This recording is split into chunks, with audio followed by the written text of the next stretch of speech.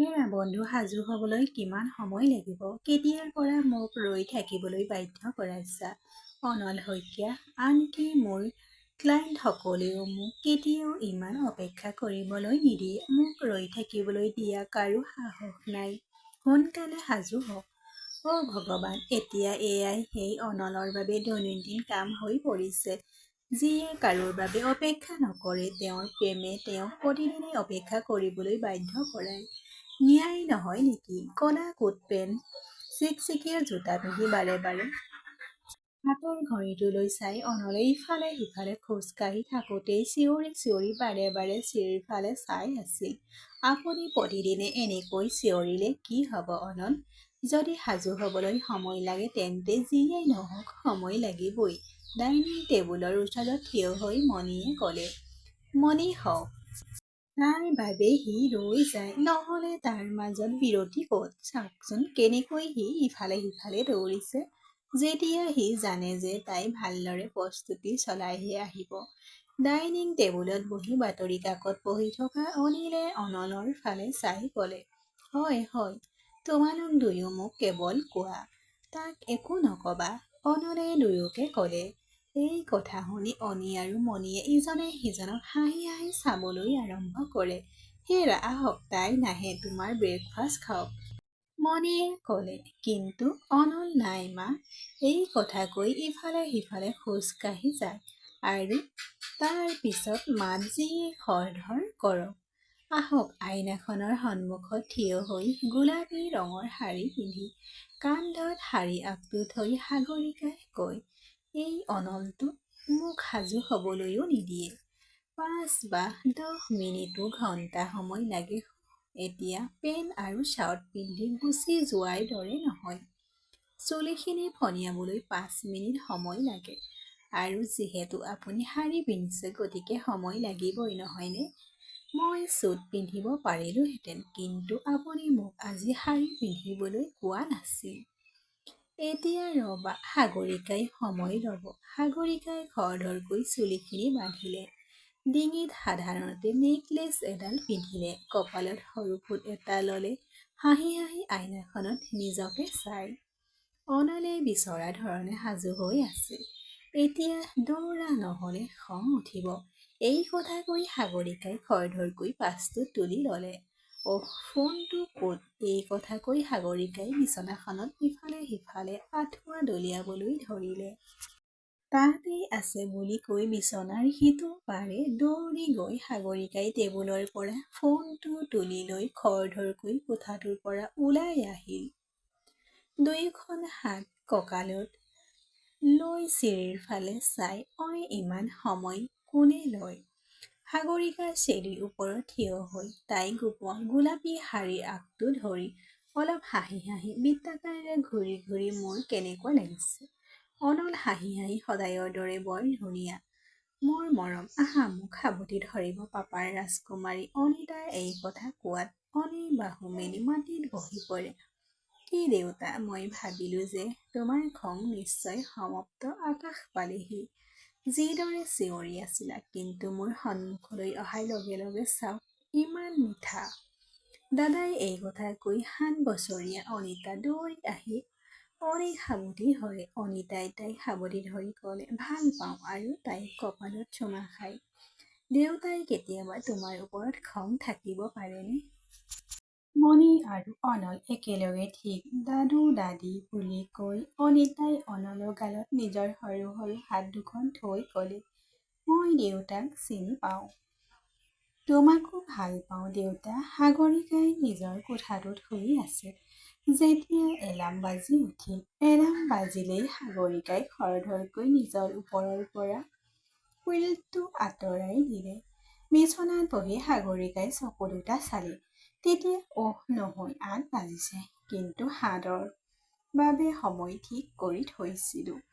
এইটো নিশ্চিতভাৱে অনলৰ কাম। এইদৰে কৈ সাগৰিকাই এলাৰ্ম ঘড়ীৰ ফালে হাতখন আগবঢ়াই দি এলাৰ্মটো বন্ধ কৰি দিলে। তেনেতে তাই মনোযোগ তাই আঁঠুৱাৰ ওপৰত পৰি থকা এখন কাগজৰ টুকুৰাটোৰ ফালে যায়। তাই হাতত লৈ গ'ল।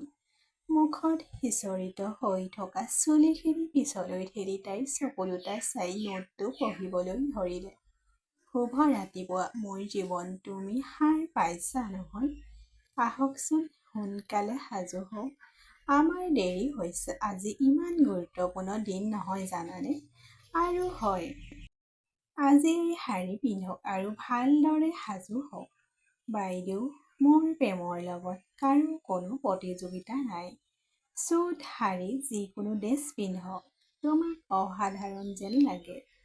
তথাপি মোৰ ভালপোৱা সকলোৰে দেখা পালে তাৰ ফালে চাই থাকিবা নাই। আহা খৰধৰকৈ বিচনাৰ পৰা উঠি।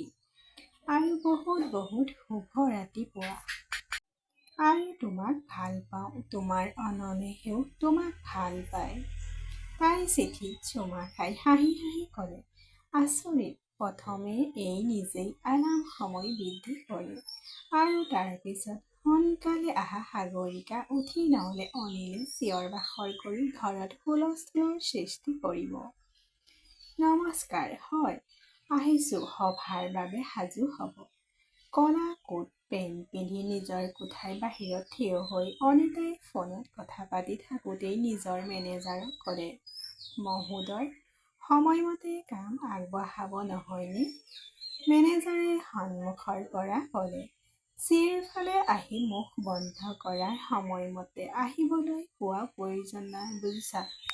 ক্লায়েণ্টসকলে সময়মতে আহিব লাগে, নহ'লে জানে। এই কথা কৈ অনলে ফোনটো কাটি কোটৰ পকেটত ফোনটো ৰাখিলে আৰু চিৰিৰে নামিবলৈ আৰম্ভ কৰাৰ লগে লগে তেওঁ পুনৰ নিজৰ কোঠালৈ উঠি যায়। অ' বহা বুলি কোঠাটোত ইফালে সিফালে চাই অন্ততঃ আপুনি উঠি গ'ল। বাথৰুমৰ ফালে চাই অনলে মাত দিলে, খৰধৰকৈ সাজু হৈ তললৈ নামি আহক। আমি দেৰি হৈছে নেকি? মই তলত ৰৈ আছোঁ। আৰু অনি তাৰ পৰাই আঁতৰি গ'ল। হেৰা, কোনোবাই চাহ অলপ দিব। অনলে নিজৰ কোঠাৰ পৰা ডাইনিং টেবুলৰ ফালে ওলাই আহি ক'লে, লৈ আহিছোঁ। পাকঘৰৰ পৰা ফোন কৰি মণিয়ে ক'লে। অনলে ডাইনিং টেবুলৰ পৰা চকী এখন উলিয়াই তাত বহি, হেৰা, মোৰ বাতৰি কাকতখন কোনোবাই দিব পাৰিবানে? আজি অসমত কি হ'ল আমাক জনাওক। লৈ আহিম ছাৰ, এই বুলি কৈ চাকৰজনে টেবুলৰ পৰা বাতৰি কাকতখন তুলি লৈ অনলৰ ফালে আগবাঢ়িবলৈ ধৰিলে। যেতিয়া হঠাৎ ওপৰৰ পৰা অনি আহে আৰু দুয়োৰে সংঘৰ্ষ হয়। চাকৰ নাৰ্ভাছ হৈ পৰে। ক্ষমা কৰিব ছাৰ। অনিয়ে তাৰ ফালে চালে। একো নহয়, খোজ কঢ়াৰ সময়ত সাৱধান হোৱা। মোৰ বাবে কফি আনিবলৈ যোৱা। চাকৰজনে মাত দি ক'লে, মই বাতৰি কাকতখন ছাৰক দিম আৰু এতিয়াই আনিম ছাৰ। এই কথা শুনি অনিয়ে তাৰ হাতৰ পৰা বাতৰি কাকতখন কাঢ়ি লৈ গ'ল। এতিয়া মানে এতিয়া আৰু মই তোমাক এইটো দিম। আলহী ওচৰলৈ যোৱা। তাৰ পিছত চাকৰজন তাৰ পৰা পাকঘৰৰ ফালে যায়। অনিয়ে গৈ গুড মৰ্ণিং দাদা বুলি বাতৰি কাকতখন অনলক দিয়ে। শুভ ৰাতিপুৱা ল'ৰা। ধন্যবাদ, অনিয়ে ক'লে। তাৰ পিছত মণিয়ে পুতেকৰ বাবে কফি আৰু দেউতাকৰ বাবে চাহ আনিলে। ইয়াত আপোনাৰ চাহ আৰু অনি, তোমাৰ কফি। কফি মগটো হাতত লৈ অনন ধন্যবাদ দি কিয় বনালে? মণিয়ে তালৈ চাই, তোমাৰ দেউতাৰ বাবে চাহ বনাই থাকোঁতেই তোমাৰ বাবেও কফি বনালোঁ। দিনটোত এবাৰ হ'লেও মাকে বনোৱা কফি খাব পাৰে। ঠিক আছে, এই বুলি কৈ তাৰ পৰা গৈ চোফাত বহি কফি খাবলৈ ধৰিলে। দেউতাকে চাহ খাই থাকোঁতেই আহকচোন, তুমিও চাহ খাই বহক। ওচৰৰ চকীখনত বহি থকা মণি, আপুনি চাহ কফি বনাইছে, কিন্তু ব্ৰেকফাষ্ট বনাবলৈ আৰম্ভ নকৰিবা। নহ'লে ল'ৰা আকৌ খং উঠিব। মণিয়ে চাহৰ চুমুক এটা খাই ক'লে, মই জানো তেওঁ ভাবে মোৰ আঁঠু দুটা এতিয়াও বিষত আছে। চাকৰজনে ব্ৰেকফাষ্ট বনাই আছে যদিও আৰু কেইদিনমানৰ কথা, আৰু তাৰ পিছত চাহৰ লগতে খাদ্যও ৰান্ধিম, দাসৰ লগত থাকি দিওঁ। এতিয়া মোৰ আঁঠু দুটা আৰামদায়ক হৈ পৰিছে। দেউতাকে মণিৰ হাতত হাত ৰাখি মই জানো এই সহজ কিন্তু সম্পূৰ্ণ ভাল হৈ যাওক। সম্পূৰ্ণ জিৰণি লওক। বিষটো এবাৰ থাকিলেই আজীৱন সমস্যা হৈ পৰে। তেওঁ কেয়াৰ কৰিলেহে বেয়া পায়, কাৰণ তুমি মোৰ কথা নুশুনা আৰু তুমি মোৰ কথা নুশুনা আৰু এইটো তোমাৰ ঘৰ, তোমাৰ পাকঘৰ। এই সকলোবোৰ ইয়াত এই কলৈকো যাব নোৱাৰে। হয় হয়, ঠিক আছে, আপোনাৰ ল'ৰাটোক বেছি অনুকূল নকৰিব। ব্ৰেকফাষ্ট ৰেডি হৈছে নে নাই চাম।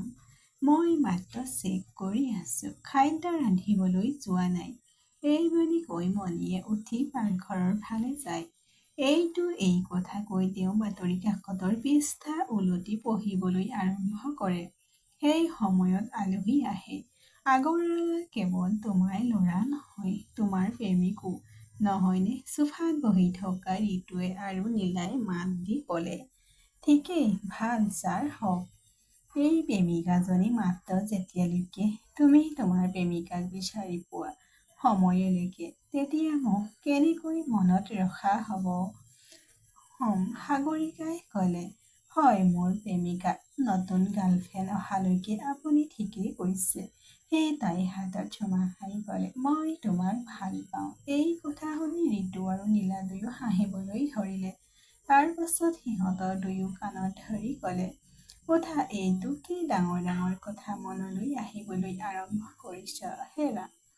হেৰা কাণ দুখন এৰি মা, আজি কাণ দুখন টানিব নালাগে। মই ধেমালি কৰি আছিলো। আৰু কোনোবাই প্ৰেমিকা আহে বা নাহক। বন্ধু-বান্ধৱীসকল, কাহিনীটো শুনি ভাল লাগিলে লাইক, কমেণ্ট, শ্বেয়াৰ আৰু ছাবস্ক্ৰাইব কৰি দিয়ক। সম্পূৰ্ণ শুনাৰ বাবে আকৌ এবাৰ ধন্যবাদ দিছোঁ।